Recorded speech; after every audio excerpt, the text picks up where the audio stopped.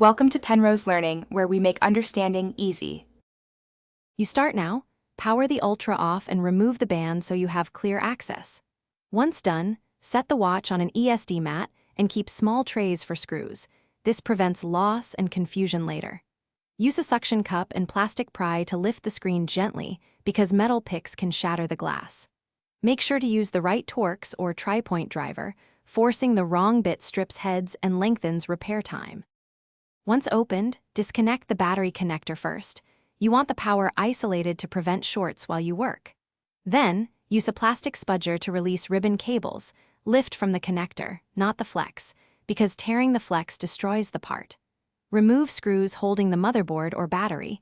Keep screws organized by length and location. Replace the faulty module with an OEM or reputable third-party part. Aligning clips after replacement, reseat every connector and replace shield plates in their original positions. This keeps EMI and cable strain controlled. Once fasteners are snug, don't over-torque. Power the watch to test screen, touch response, sensors, and charging because catching issues pre-seal saves rework.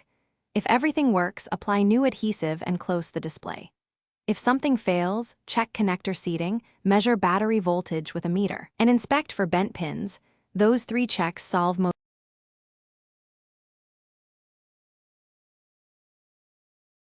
Thanks for watching. If this was helpful, leave a like and consider subscribing. See you next time.